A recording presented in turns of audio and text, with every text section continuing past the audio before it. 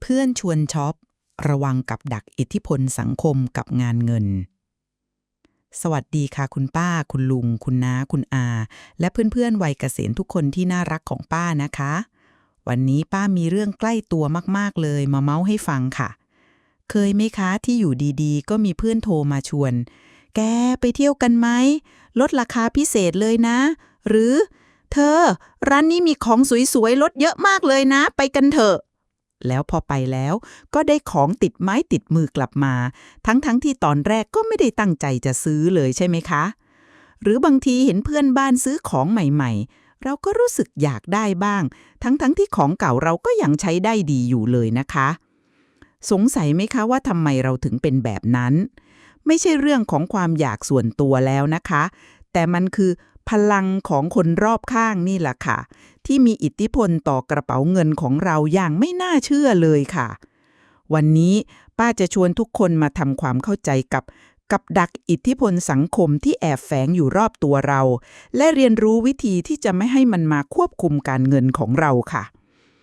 ป้าเข้าใจเลยนะคะว่าการที่เรามีเพื่อนมีสังคมมันเป็นเรื่องที่ดีมากๆเลยนะคะ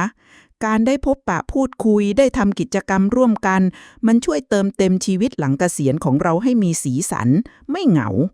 แต่บางทีความสุขจากการเข้าสังคมนี่แหละค่ะที่แอบแฝงมาพร้อมกับค่าใช้จ่ายที่เราไม่ทันตั้งตัว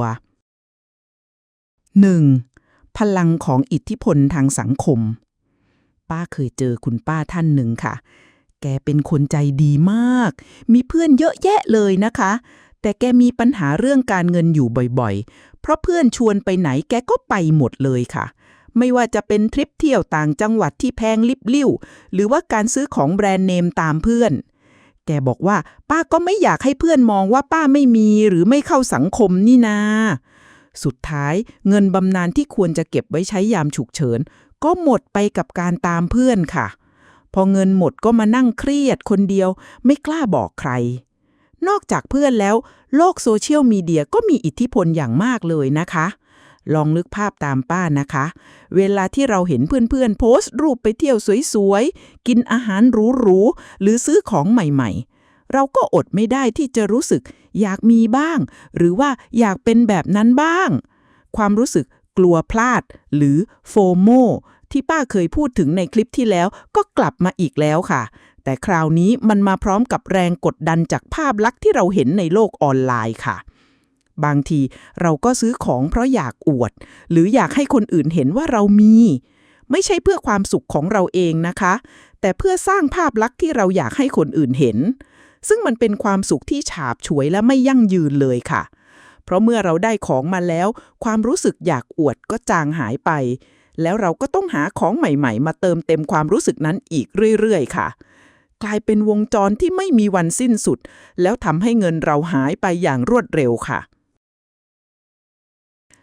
2. อิทธิพลการยึดติดและการเปรียบเทียบเคยไหมคะที่เห็นป้ายลดจาก10,000เหลือ 2,000 แล้วสมองเราก็สั่งการทันทีว่าโอ้โหคุ้มสุดๆต้องซื้อแล้วทั้งที่จริงๆแล้วของชิ้นนั้นอาจจะไม่ได้มีมูลค่าถึง10,000 บาทตั้งแต่แรกก็ได้นะคะนี่แหละค่ะคือการยึดติดหรือ anchoring effect ที่พ่อค้าแม่ค้าชอบใช้กันการยึดติดคือการที่เราตัดสินใจโดยอาศัยข้อมูลแรกที่เราได้รับเช่นราคาเดิมที่สูงลิบลิ่วทำให้เรารู้สึกว่าราคาที่ลดลงมานั้นคุ้มค่ามากทั้งที่จริงๆแล้วราคาที่ลดลงมานั้นอาจจะเป็นราคาปกติของมันก็ได้นะคะเราถูกหลอกให้รู้สึกว่าได้กำไรทั้งที่เรากำลังใช้เงินออกไปค่ะนอกจากนี้การเปรียบเทียบก็มีอิทธิพลอย่างมากค่ะเรามักจะเปรียบเทียบตัวเองกับคนรอบข้างอยู่เสมอไม่ว่าจะเป็นเพื่อนญาติหรือแม้แต่คนที่เราเห็นในทีวีหรือในโซเชียลมีเดียเห็นเพื่อนบ้านเปลี่ยนรถใหม่เราก็รู้สึกว่ารถเราเก่าไปแล้วทั้งที่มันก็ยังขับได้ดีอยู่เลยนะคะเห็นเพื่อนซื้อกระเป๋าแบรนด์เนมเราก็รู้สึกว่ากระเป๋าที่เราใช้อยู่มันไม่ทันสมัยแล้วการเปรียบเทียบนี้แหละค่ะที่ทำให้เราไม่มีความสุขกับสิ่งที่เรามีอยู่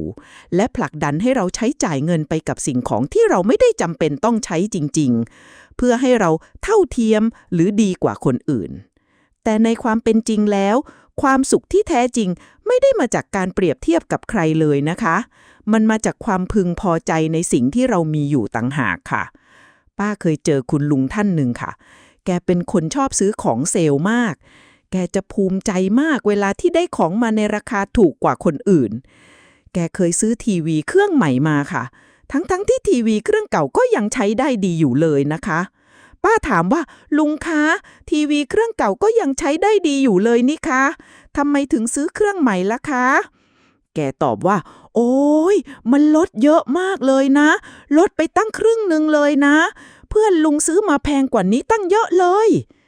เห็นไหมคะว่าแกไม่ได้ซื้อเพราะอยากได้ทีวีใหม่จริงๆแต่ซื้อเพราะรู้สึกว่าได้เอาชนะเพื่อนและได้ของที่คุ้มค่ากว่าคนอื่นซึ่งสุดท้ายแล้วก็เป็นแค่ความสุขชั่วคราวเท่านั้นเองค่ะเอาล่ะค่ะเมื่อเรารู้แล้วว่าอิทธิพลทางสังคม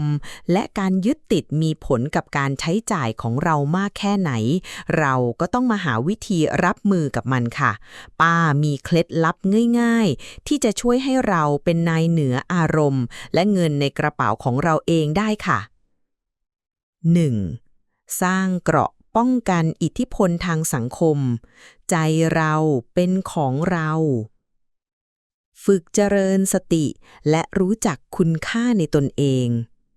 ก่อนจะตัดสินใจซื้ออะไรตามเพื่อนหรือตามกระแส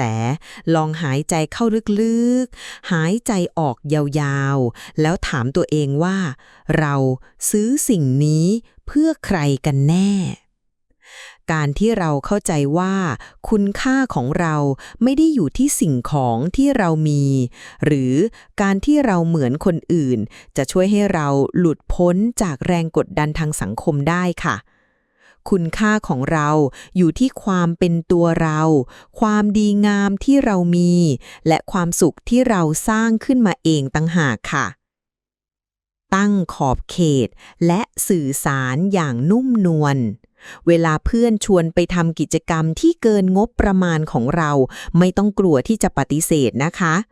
ลองพูดอย่างนุ่มนวลและจริงใจเช่น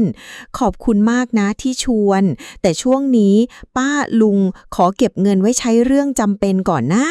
หรือป้าลุงอยากไปนะแต่ขอเป็นกิจกรรมที่สบายกระเป๋าหน่อยดีกว่าการที่เราซื่อสัตย์กับตัวเองและกับเพื่อนจะช่วยให้เราสบายใจขึ้นเยอะเลยค่ะเพื่อนแท้เข้าใจเราเสมอค่ะ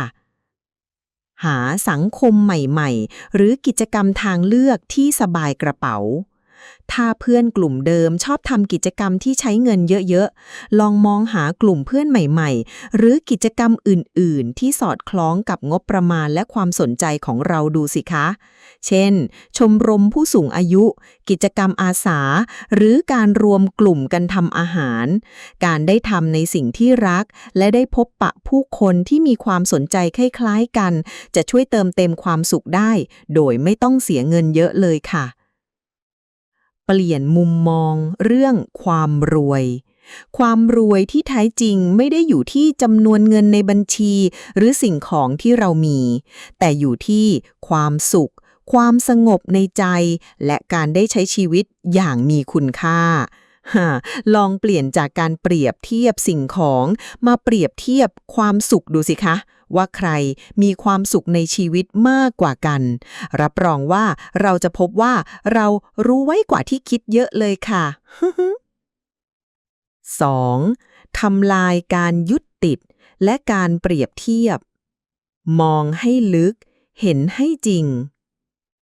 ฝึกตั้งคำถามกับราคานี้จริงหรือเวลาเห็นของลดราคาหรือมีราคาเดิมที่สูงลิบลิ่วลองหยุดคิดสักนิดแล้วถามตัวเองว่าราคานี้มันสมเหตุสมผลจริงๆหรือเปล่าอย่าให้ตัวเลขแรกที่เราเห็นมาหลอกเราได้นะคะลองค้นหาข้อมูลเปรียบเทียบราคาจากหลายแหล่งเพื่อให้เราเห็นภาพรวมของราคาที่แท้จริง